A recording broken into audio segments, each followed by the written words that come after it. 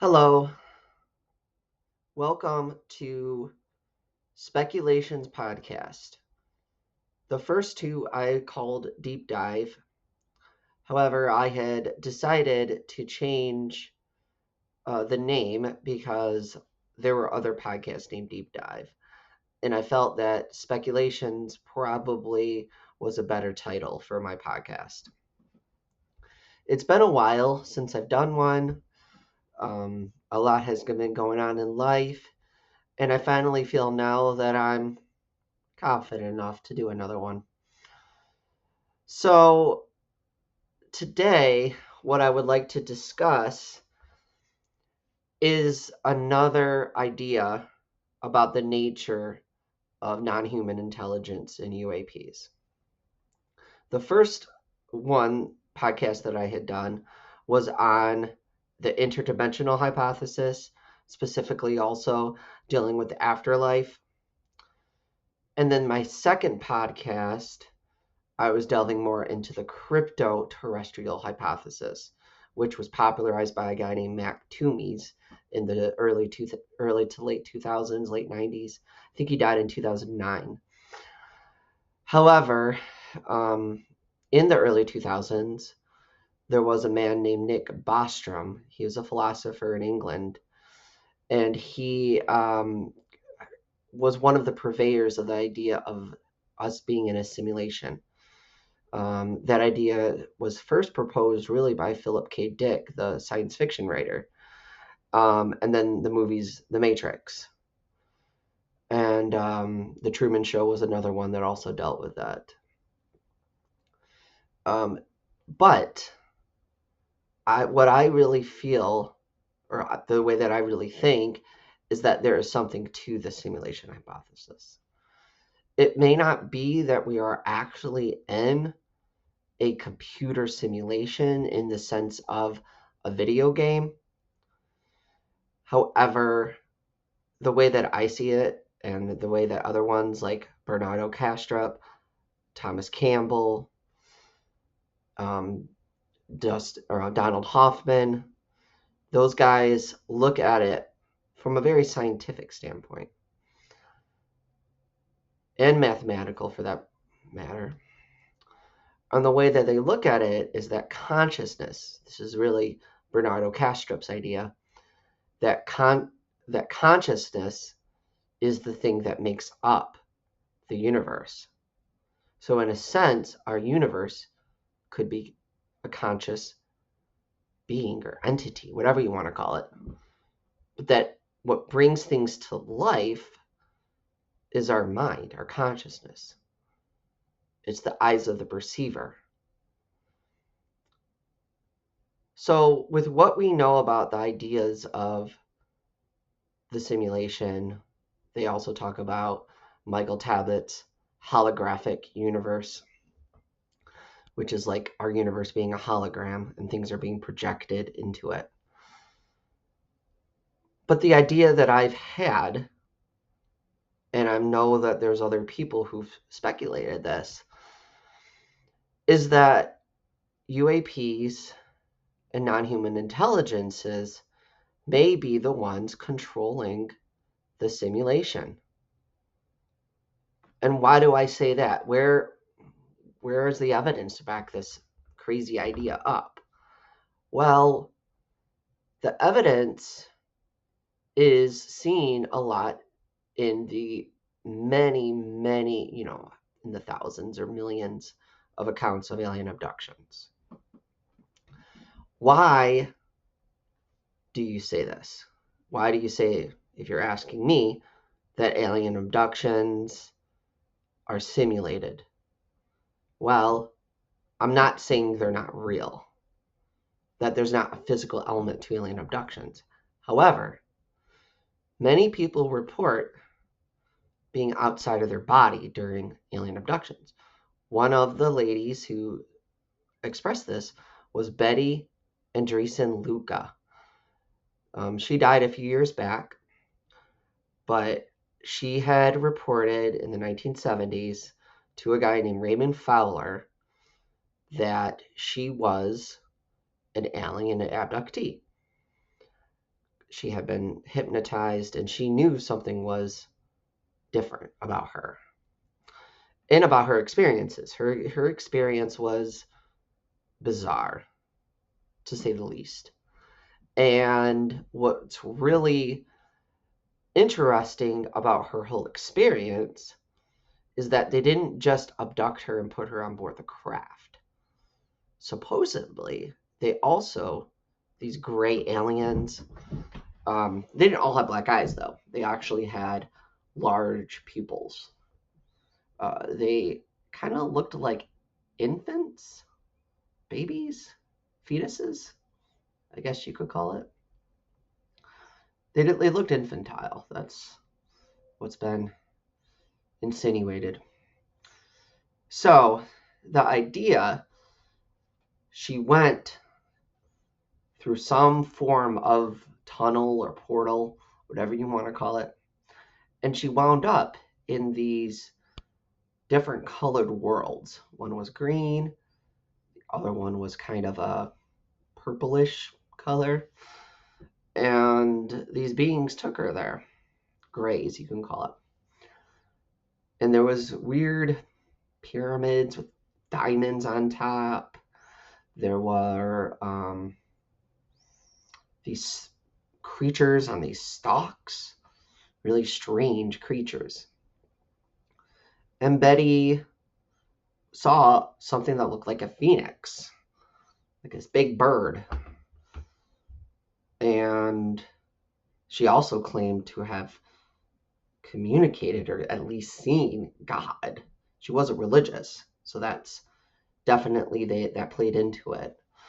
But the whole experience she had, even the beings themselves, seemed that they weren't completely physical and real. And she did report during some of her experiences being out of body, which Raymond Fowler does talk about in his two books, The Watchers and The Watchers 2, which I both own and have read. So there is definitely something to the simulation, especially when you read her account. She also encountered elders, so human-like, tall human-like beings. And one of the things that was told to her by one of these elders was that they can project their consciousness into the small gray beings. And I know this has been speculated before. So there's some uploading of consciousness, and that the grays are avatars for some higher evolved beings with a higher level of consciousness. So, the other guy that has really been instrumental in these ideas is Jacques Vallée.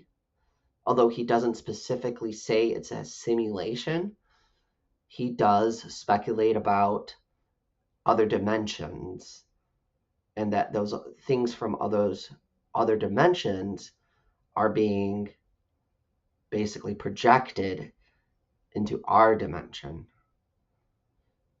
So to weave all those things in together, are we somehow letting these experiences happen through altering our consciousness to create these, you could call them pathways, frequencies that are being controlled? People have had these experiences during abductions where these tall gray beings with even larger eyes actually look directly in a human's face and does this mind scan procedure. And they encounter all different kinds of images and ideas and almost like a virtual reality. And it's just very interesting that Betty, Andres, and Luca found herself in these places. And my speculation with this is, were these places even real? Or were they created by the beings through the same process that they're using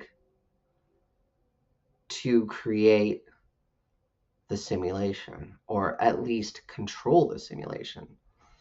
So I guess looking at this further, is this reality simulated, but is the afterlife real?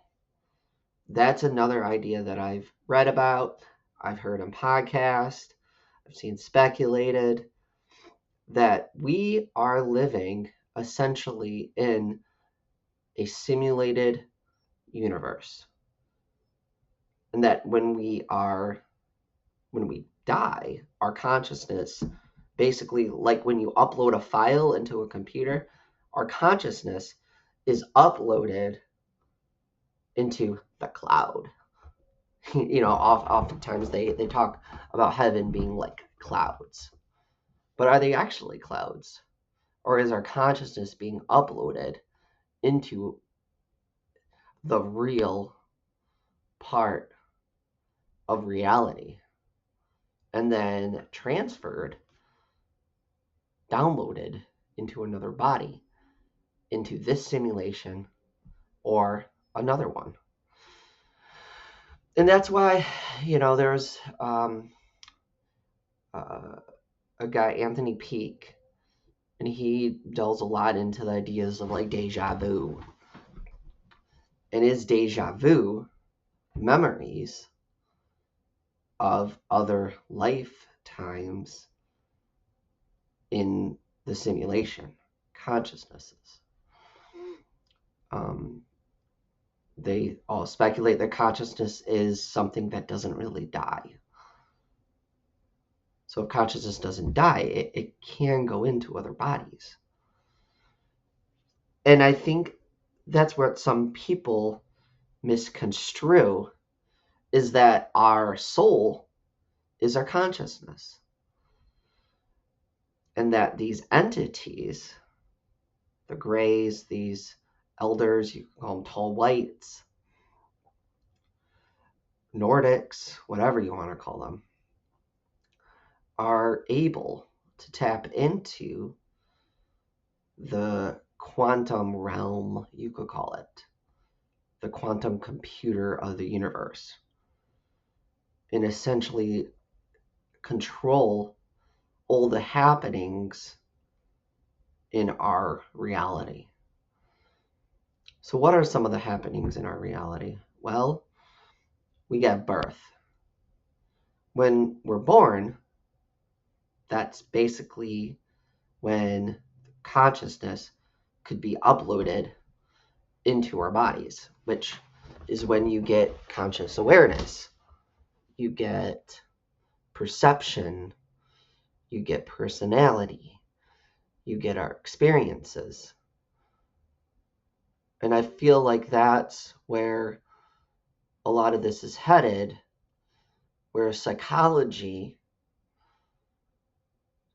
experiences, whether they're traumatic or whether they're non-traumatic, maybe enlightening experiences, transcendent experiences, are ways that we are tapping into something else. It's sort of like a writer, how a writer allows you to kind of see into, say, like a character, into that character's world, or in a movie, and you see through the character's eyes. We are seeing through our eyes. And our eyes are really the things that's connected, obviously, to our brain. And this allows us to see all kinds of different things, frequencies. It's compared oftentimes to a radio. So where does this radio come from? Well, it's our brain, our mind, and its receiver. It's like a computer processor.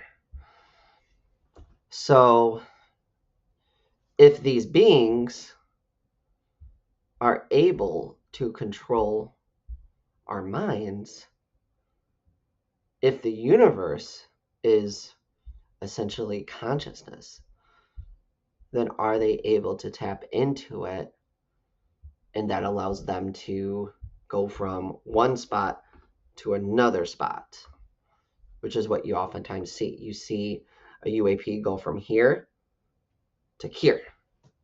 It's almost like it disappears and then it reappears somewhere else. People have seen these grays, or maybe perhaps other non-human intelligences, go through walls. So really, how are they doing that? Well, if they're operating at a level where they can alter reality, then essentially that wall that's made of matter, that's physical, they can make non-physical. And this is very similar to what can happen in a video game. When I was younger, I would play games, and one of the modes that was oftentimes like a cheat you could use was called no clip. And when you did no clip, you could go through walls. You could go through all different kinds of things. It was like there was no limitations. So essentially, they're operating this world like no clip mode. And they can go through walls. And they can allow us to go through walls. But they're using some form of technology. This isn't magic. So they're able to alter our reality so that they become non-material, non-physical, and we become non-material, non-physical. So the question is, how are they doing this? Well, I'm not a physicist, so I really don't know. The only things I can think of is that they're either operating on a higher dimension or they're altering things through a simulation, through a quantum computer. We are already working, I know Google, IBM, they have quantum computers. But I don't think they've really tapped into them to really see what a quantum computer is actually capable of. And if you can make a quantum computer really small, then perhaps they could insert a quantum chip into our brain, and they're using it within their brain, which allows them to tap into energies that are existing outside of this simulation.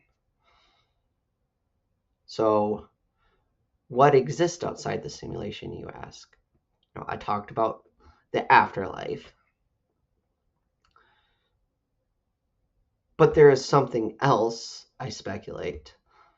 There is some other world, an other form of living that is clearly outside of this simulation. So the question is where is this world that's outside of the simulation? Robert Monroe considered that we had different locales. Locale 1 is here, Earth, the physicalness that we do experience, matter. 2 is what they sometimes call the astral. And then 3 is something far stranger. And it's a world that is quite different, but quite similar and familiar to our own. The vehicles and technology are different. The history is different. The science is different. Perhaps even some of the laws of physics are different. And it's not that this world is more advanced than us, but it's more, you could call it, more evolved. So the idea is that these non-human intelligences can operate not just at the locale 1, but locale 2 and locale 3. And locale 3 is essentially the world. This is my theory or speculation that exists outside of the simulation.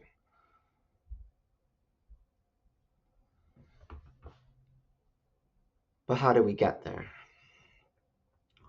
Well, it would have a lot to do with our consciousness. And we would have to get in such a state that we can actually make it to that part. He was able to. I don't know if many people can. I know some people speculate that dimethyltryptophan, DMT, could allow us glimpses into these worlds. But when I kind of look at DMT, I don't really think it's the same. I've never used it. I don't have any desire to really use it myself other than activating it that's naturally occurring in our brain. There's a way to do that, maybe through meditation. But there is something to it. There is definitely something to DMT that allows glimpses into the creators of the simulation. You could call it that. But when I look at the worlds that people claim they see in DMT, I wonder, is that really not the world that's outside of the simulation? Is that really just another simulation? Or is that the world that the simulators operate on? But it's still another simulation, which I don't think is quite the same as to say that's the afterlife. In my theory, locale 3 is the afterlife. But we don't always go there. Many of us are continuously reincarnated our consciousnesses into other bodies. And I don't know how we can stop this. But perhaps these elders, these watchers, these non-human intelligences have a little bit more insight into this. Maybe they know what exists outside the simulation. And maybe they're controlling it from outside the simulation. That somewhere in locale 3, there exists a extremely powerful quantum computer that is controlling everything in this universe. And I wonder who's controlling that. I don't know if we really know.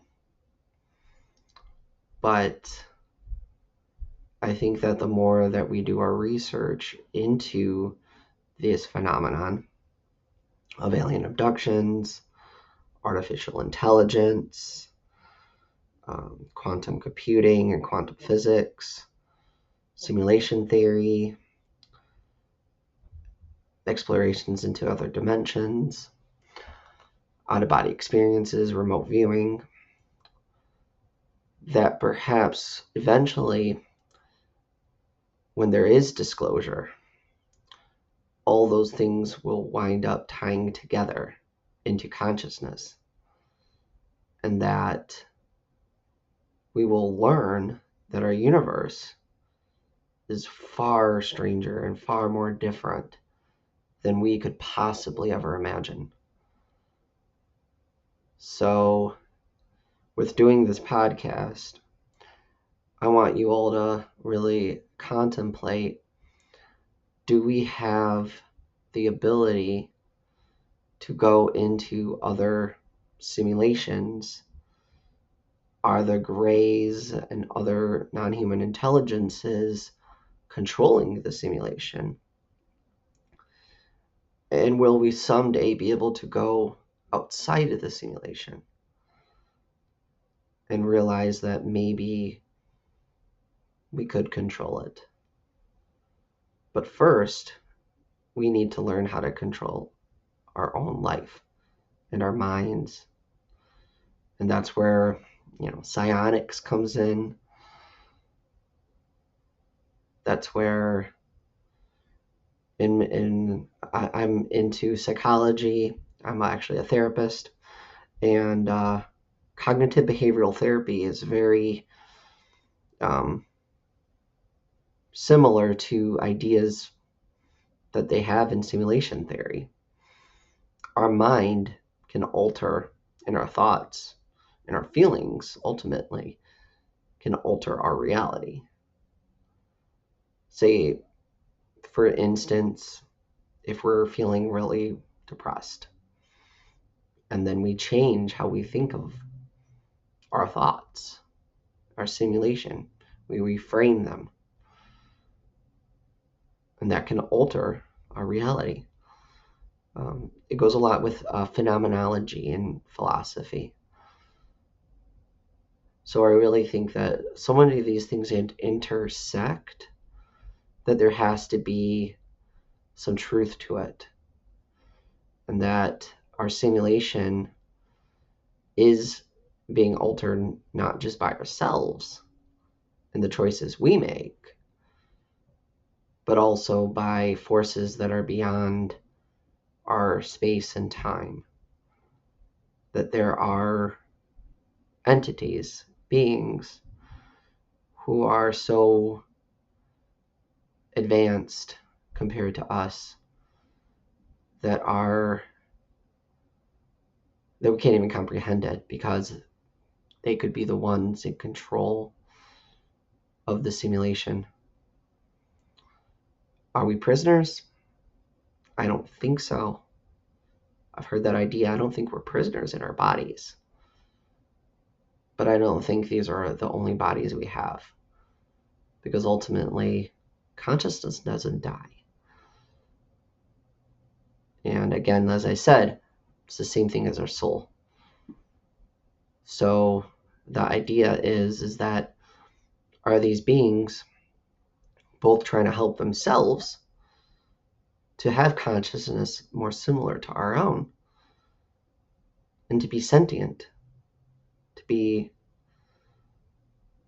not artificial, which is speculated they are somewhat artificial, but not based in silicon, a non-silicon life form. So, an avatar body. So I would really want you all to think about, are we in a simulation? Is the simulation being controlled? Do we have the ability to control the simulation? And also, do we have the ability to escape it? If any of this is real. I don't know if any of this is real, but that's why I call this podcast speculations. So, bye.